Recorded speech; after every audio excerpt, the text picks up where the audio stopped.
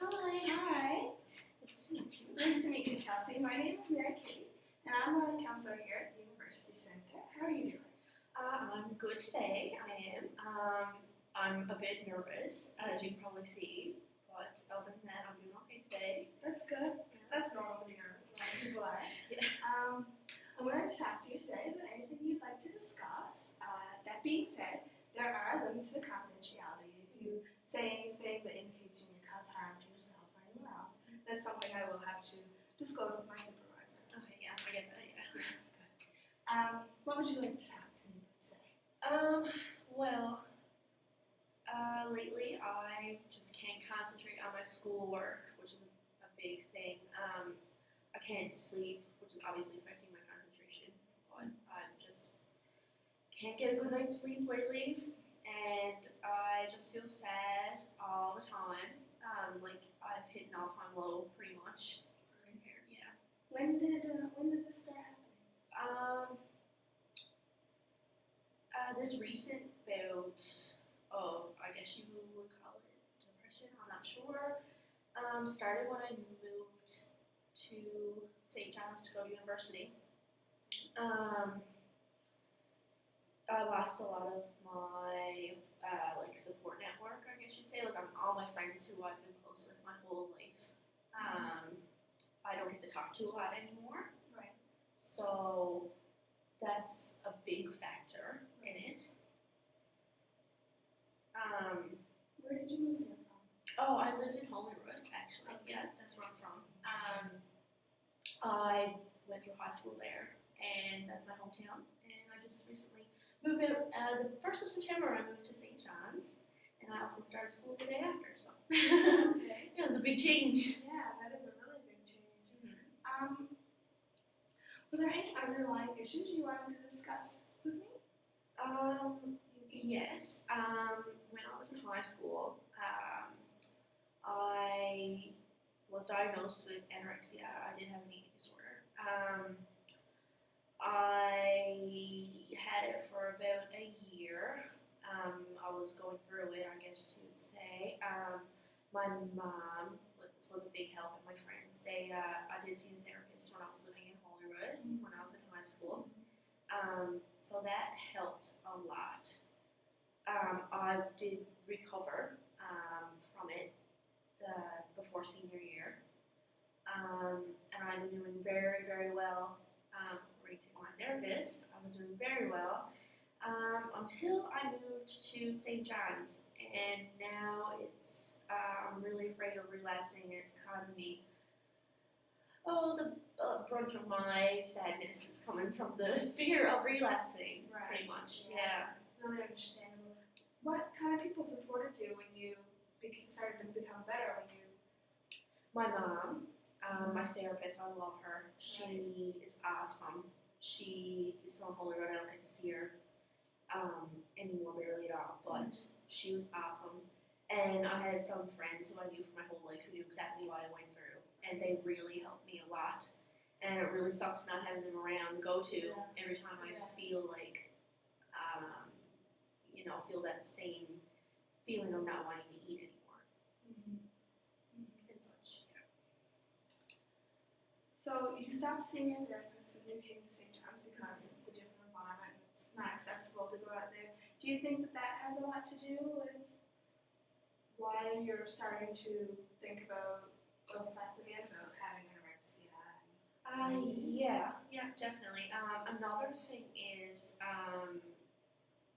my mom really was a lot of my support system when I was going through it. I have a younger brother, Brady. He has cerebral palsy, and he's having a lot of issues lately. And my mom really has attended to him a lot, Right. and I feel like that my problems,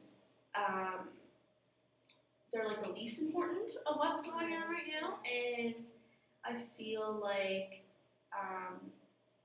there's so much else going on. I can't bring this up again because I'll disrupt everything, and it'll be all about me again. Right. What about your father? Is he? My dad remarried, actually. They got divorced when I was 13. Okay. Yeah, since then, my mom, she has no time for dating. She She's, must be pretty busy. yeah, yeah, it's our full-time job pretty much. But yeah, my dad did get remarried. We have a good relationship. I wouldn't say great, but it's good. He got remarried and he sort of has his own problems to deal with as well. So Right, yeah. yeah. Okay. Are you involved in anything else since you came to school? I mean, you have your friends and you have your mom. And you don't see your therapist anymore, so I'm sure that's a big change. Was there anything else? A positive aspect, I guess you'd say. I did make the cheerleading team at Mont this year. Oh, okay, congratulations. Thank you. That's awesome. I love it. Met a lot of friends through here. So what about them? What do they help you with any of this? Do you talk to them about it? They are really great friends, but they're not the type of friends who would go to about an eating disorder. Right. I mean, Why is that? Well, it's mostly because if I tell people who are on the team, I know I'll get treated differently, Right. and I know there's a potential if it got around that it'll be worse and I'll get kicked off the team. Oh, yeah. And that's such a positive aspect of my life right now. I don't want to lose, so I don't feel like going to someone from cheer would help at all right now. It must be really difficult to have those kinds of friends and not be able to confide in them. Right. It is really difficult because it's such like a strange, well, not a strange topic, I guess, ironic topic of eating disorders and cheerleading. So it's kind of. I bet if you spoke to some of the girls on your team, that you'd notice that there are other people going through the same things that you're going through. I never really thought about that before. Really, strange to say because I mean, such a taboo. But I never really thought about that. I don't really have anyone that is in my life who has gone through an eating disorder. Right. No. You feel So I think that would really help if I found someone else who went through what I went through and am going through. Well, it's really lovely that you do have those friends that you could possibly turn to if that's something you want to do. Right. I never really thought about it. What about your school? What are you doing? What are you studying? I'm doing business. Okay. Yeah. How are you finding that? It's going really well. School, I guess, is another positive aspect. I mean, I'm doing pretty well in school. Not really having any issues, but I'm like so afraid that there will be that it's causing me, Right, and I know if I relapse, school probably won't be an option even.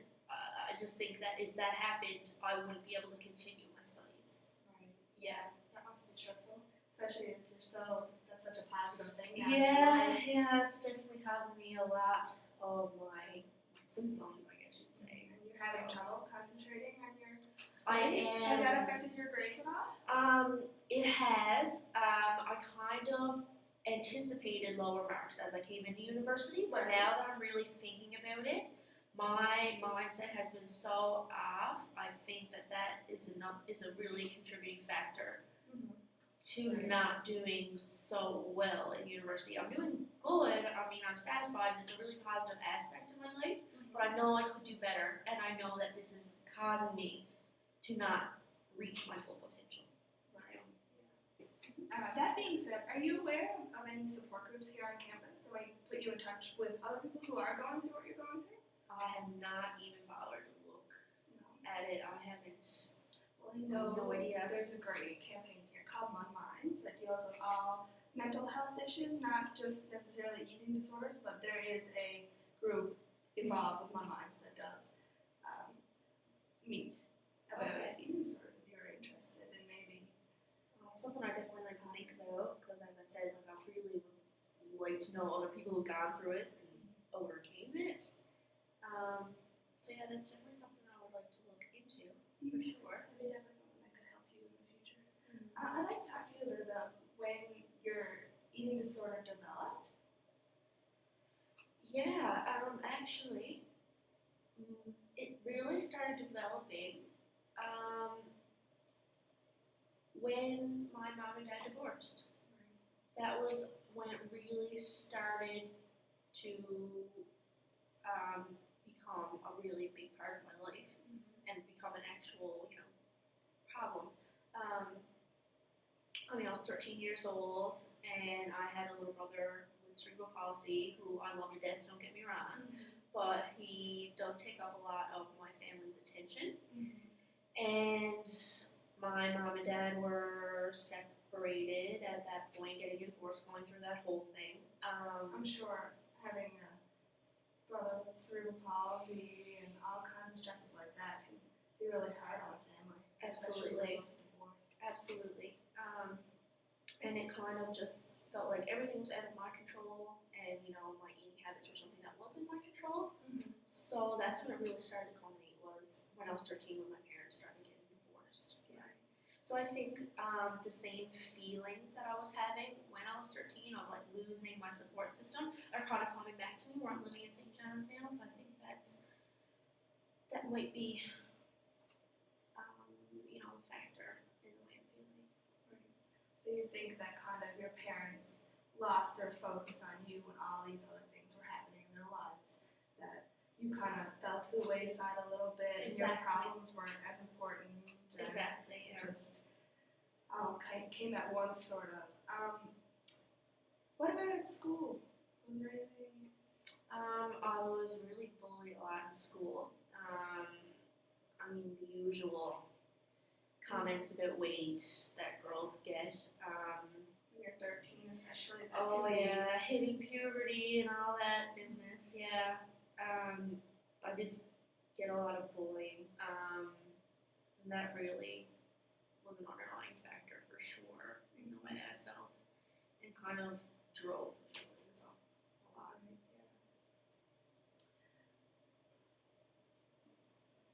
When you're talking about being bullied and those comments at school, like how would you describe your self-confidence when that was going on? It was definitely really low at that point, and it just got worse until I started seeing my therapist. And I, my therapist actually, she suggested I start cheerleading because I was always into gymnastics and all that business, full of energy when I was a kid and stuff. So, after I did join cheerleading, it helped. It definitely did help. Yeah. That's good. That's good. You found like a way of kind of seeing past the comments and things people were saying to you, and kind of find your own positive. Yeah, I did really find like the positive, traits about myself, I guess you would say. And it was definitely something I guess I excelled at, so it was definitely a good part of my job or life. Yeah. Tell me a little bit about when you started turning your life around, when you started your recovery. Well, it started with my therapist. Before that, it was just terrible. Like, it wasn't good at all. This really started with my therapist. She really knew what I was going through, and she set me up, I don't know, with a different mindset. And joining cheerleading really helped. Being more focused in school even helped, having that structure. She just kind of let me focus on positive aspects, cheerleading and school were positive aspects of my life. And she really emphasized that and let me, see it more clearly. And I know that these things are positive aspects that she'll be concentrating on because she taught me that. These things are still present in your life today. Right. I guess I'm just losing focus on them from moving to St. John's, and things have been playing on my mind a bit more, and being on my own is causing me to lose focus of that, I guess you'd say. How often did you go and see a therapist? I've seen her once a week. Okay. It was twice a week during the beginning, and then once a week for like the brunt of my. Did you find that structure really helped you, kind of kept you on track, kept you It did, prioritized yeah. Your recovery? And Yeah, like going to see her at a specific day, at a specific time was something I really looked forward to, and I really strive to make my whole routine fit that. And I really wanted to show my progression each time. So I Right. found that really helped. Yeah. So definitely. you set goals and then Right. you Yeah. were kind of made to meet them because Right. you had to go and see her. It was Right, pretty exactly. mandatory. Yeah. So do you think that if you still had that structure in your life, someone like to talk to on a constant basis, someone to confide in about maybe these insecurities you do have? Because I mean, even if you have these positive things in your life like cheerleading and doing well in school and friends, it's absolutely normal to have insecurities, especially if you're not necessarily feeling as confident at home when it Right. comes to getting attention and feeling as important.